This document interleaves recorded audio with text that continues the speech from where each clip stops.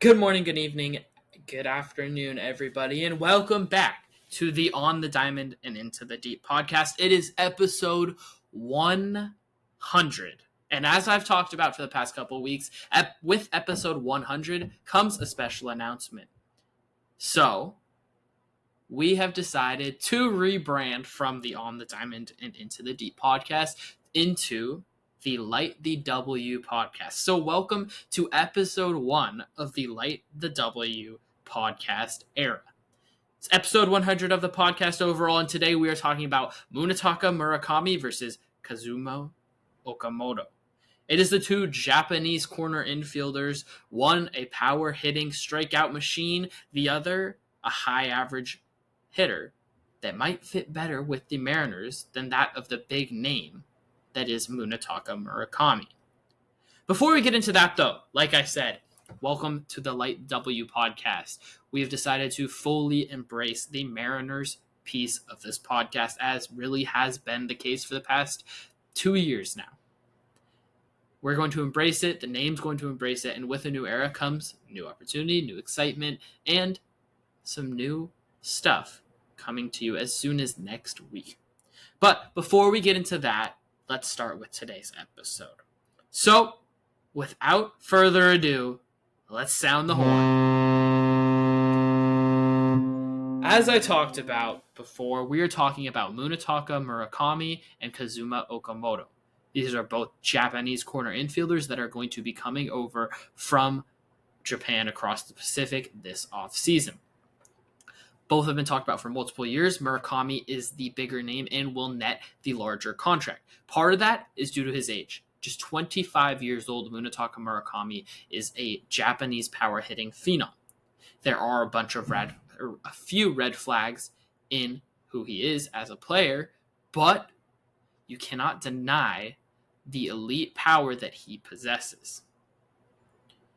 Kazuma Okamoto, a little bit more of a sure-handed bat, a little bit more projectable at the major league level than that of Murakami. That said, the ceiling for Okamoto is not as high as that of Murakami's, and Okamoto, already 29 years old, is not going to net the 5, 6, 7-year contract that Murakami may net. That said, Murakami, like I said, some huge red flags, and we're going to start with him. So, Murakami, let's look at what he has done over the past 2 seasons and what he did during the World Baseball Classic in 2023. We're then going to talk about some brief things with him, and then I will compare his stats to that of Seiya Suzuki, who came over to the major leagues in 2022. So, starting with Murakami, his 2025 season, that is this last year, he played just 56 games. In those 56 games, he hit 22 home runs, had 7 doubles, a 211 WRC plus in the NPB, and slashed 273, 379, 663. This is a guy with crazy power, and if you had him playing 130 games, this guy is hitting 40, 50, potentially 60 home runs over in the NPB. 22 and 56 games is a very, very large amount. And this is a guy that hit 50 home runs in 2022, which broke the record in the NPB for a Japanese-born player. And at that point, this guy was just 21, 22 years old. So this is a guy that, like I said, has really generational skill in terms of his raw and game power. The problem, though, is there's a lot of whiff in his swing. There's a lot of problems with striking out. In the 56 games in 2025, he struck out 28.5% of the time. That said, he still walked 14.5% of the time, which helped him keep his on-base percentage at .380. Again, though, this is a smaller sample size and only 56 games. His last full season, 143 games in 2024. He slashed 244, 379, the same on-base percentage. Actually, these numbers do not look right. 663. Let me go check these. Sorry.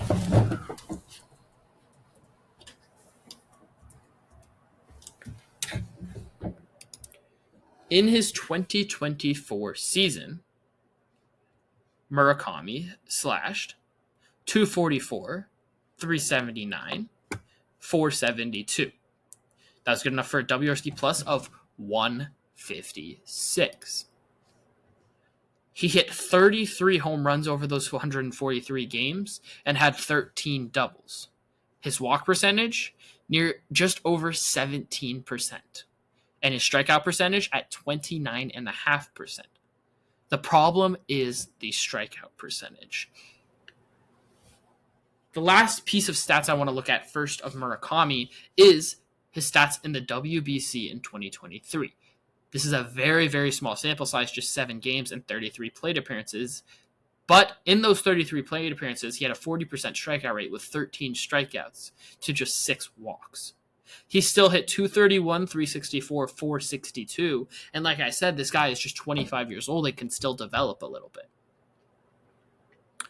But when you compare it to a guy that came over from the MPB just a few years ago and had a 25% strikeout rate in his first year and had a 25% strikeout rate just this last year in 2025 in his 4th year in Major League Baseball, that guy Seiya Suzuki, you can see there might be some major problems for Murakami.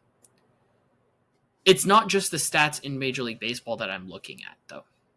Murakami had a higher strikeout rate over the past 2 years in the NPB that Seiya Suzuki has had in any of his years in the major leagues. And Seiya Suzuki is running a very high strikeout rate in the major leagues. Seiya Suzuki in his NPB years, his last 2 years in the NPB, in 2020, it was a 14% strikeout rate. In 2021, it was a 16.5% strikeout rate. Those are his last 2 years in Japan. He then jumped to a 25% strikeout rate. He went up about 9%. If Murakami goes up 9% on his strikeout rate from what he did in his final season in the NPB, he's going to be at a 36 or 37% strikeout rate, which is not very sustainable in Major League Baseball in the current age of time. Striking out 37% of the time and whiffing at the amount that would come with that would also mean his home runs would decline. You talk about Seiya Suzuki again, 38 home runs in 2021 in the NPB, his last year there, to just 14 in the majors in 2022. His highest home run season was this past year, his 4th year in the major leagues, with 32 home runs. If Murakami takes 3 or 4 years to be able to get to a 20, 30, 40 home run power like we've seen him have in Japan, it's not going to make sense for a team to give him a super large contract at first, because what he brings is pretty much only power. The walk percentage, that 14 or 15 or 16% that he had, is similar to that of, say, Suzuki's. And Suzuki's has dropped below 10% or around 10% throughout his major league career. Murakami would be running a 10% walk rate and a 35-ish percent strikeout rate in Major League Baseball.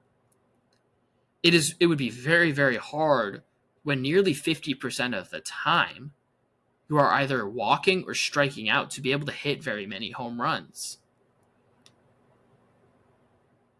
It is overall harder to hit in Major League Baseball than it is in the NPB. They are higher caliber pitchers.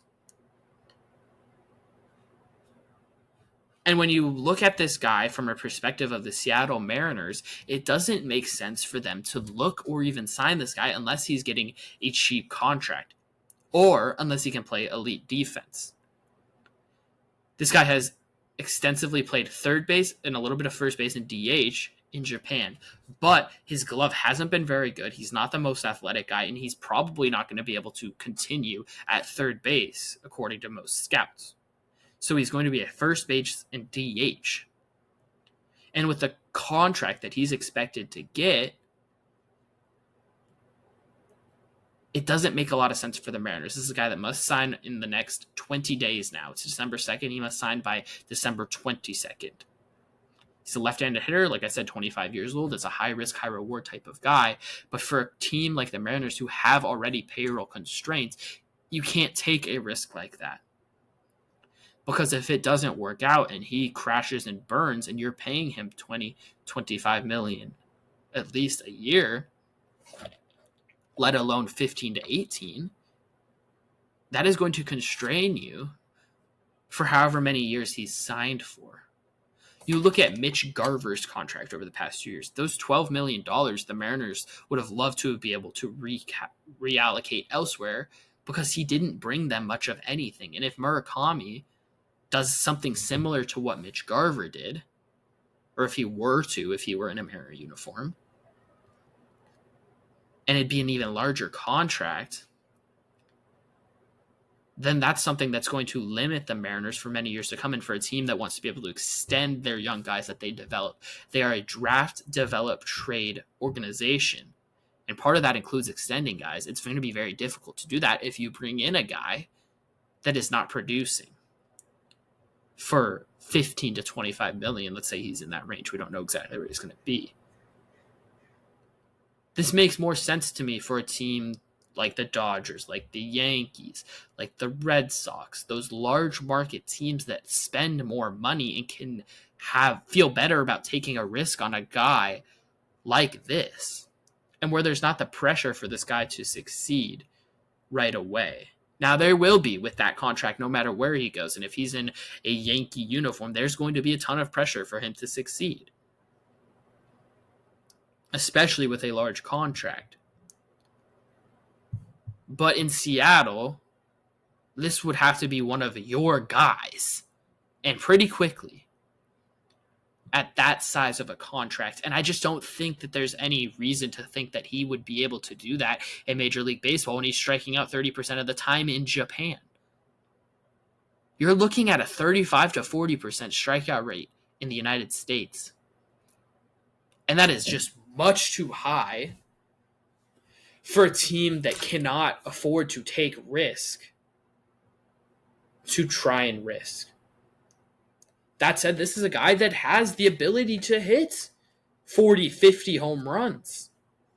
And I could see him hitting 30, 40 in the major leagues, and that would make him a valuable player. You think of a guy like Joey Gallo, who was valuable for multiple years and struck out at a very high rate, but also hit a shit ton of home runs.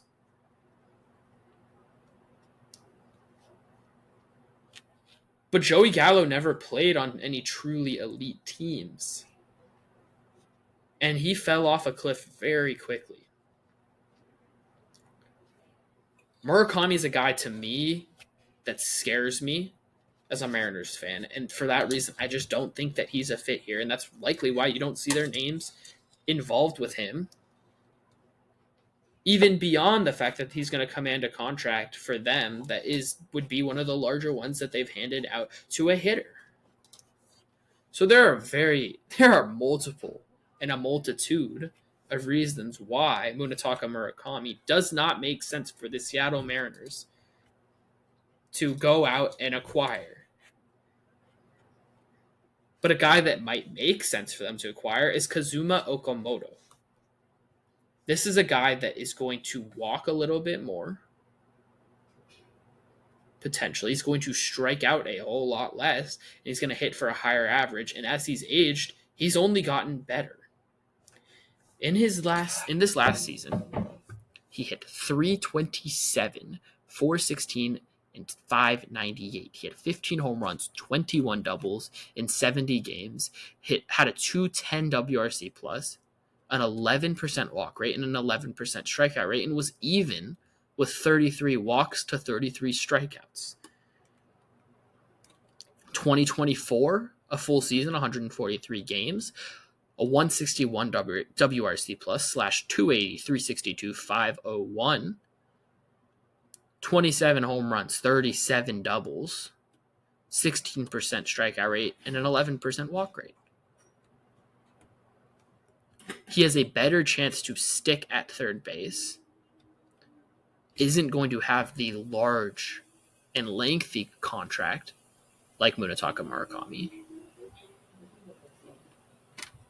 and to me has a better profile fit for what the Mariners need. So beyond just that contract, he's a guy that feels like a better fit for what their lineup needs. Murakami feels like a Gino Suarez with even more strikeouts and less home runs. And that in of itself is scary.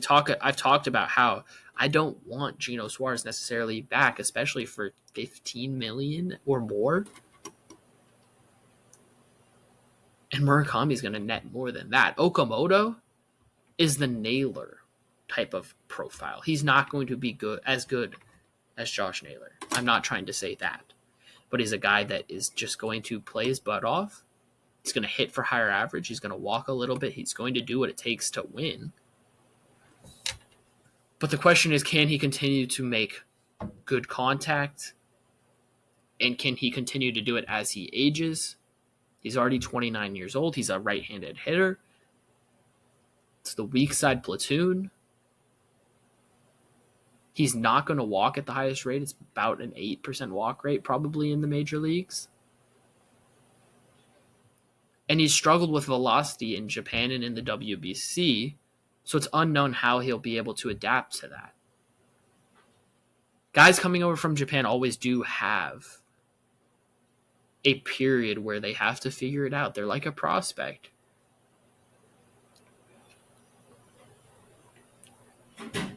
So either one of these guys would take some risk for a Mariners team that wants to compete at the highest level in the American League next year. So whether or not you acquire either one of these guys, you can't expect them to be one of your top 4 or 5 hitters right away.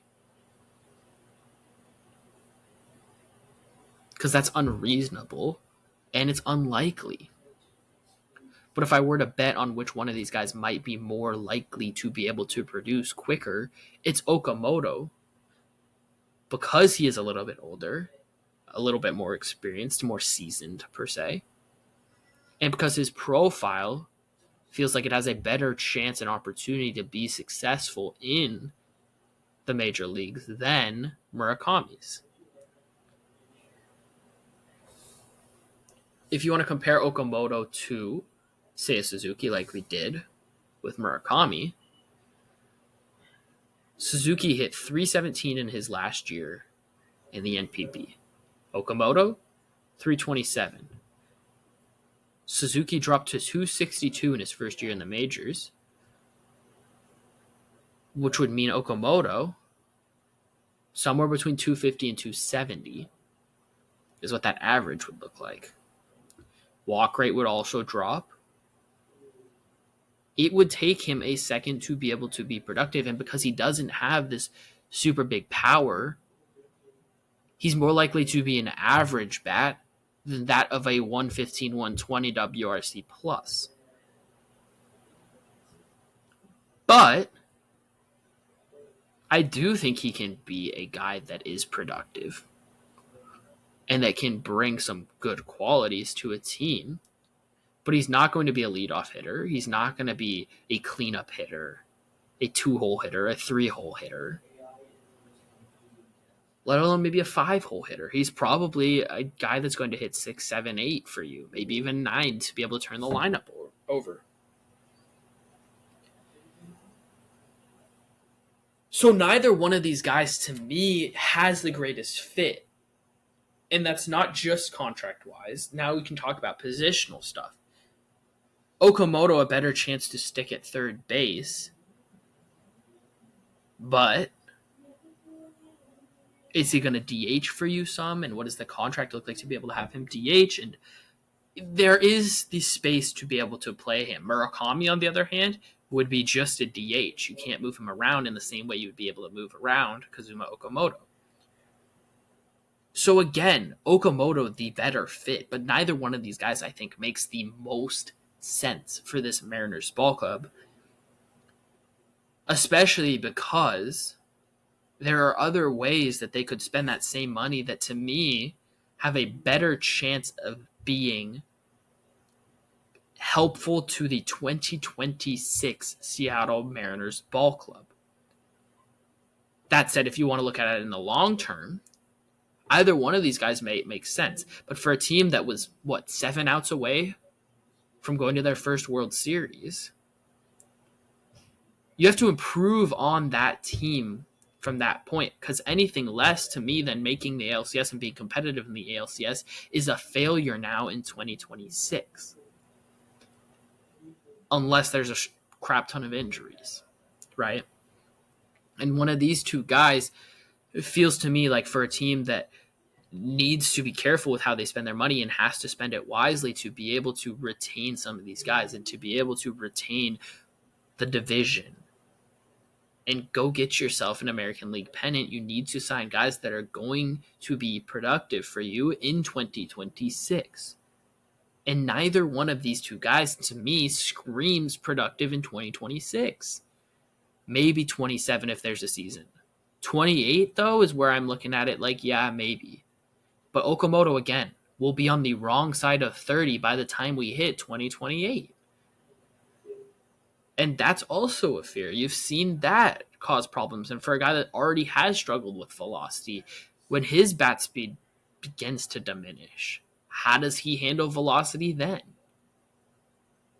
You don't know what either one of these guys are going to be. That's why they are basically, in some senses, prospects. So why, to me, spend the money that it would take, the 10, 15 million on Kazuma Okamoto, or more than that on Murakami, when you have prospects for these positions that'll be ready, if not at the end of March, in May or June? Is Murakami not just a Lazaro Montes with more power? And that has shown it at a higher level. And would you rather see Okamoto or Cole Emerson be able to get some time in there? To me, it's Cole Emerson. That said, if there is not another option, either one of these guys is better than nobody. You need to acquire guys to this team. You need to improve this team, and either one of these guys is an improvement on what you have currently. I just think that there are better guys on the market, whether that's trade or free agent market, that you'd be able to spend those resources on, financially, prospect-wise, all of that. So that's going to do it for today's episode. This has been the first episode of the second era of the podcast. Like I said, the new name is the Light the W Podcast. It is at Light the W Pod on all of the socials. Thank you guys so much for listening. This has been episode 100 of the show. We will be back, if not later this week, next week, with a new episode. Hopefully we'll have a signing to talk about by then. And if it's a big one, we will hopefully be able to emergency podcast. There's been a lot of content on the TikTok, so if you haven't followed, that is at Light the W Pod on TikTok. Thank you guys so much for listening. Until next time, thank you and peace.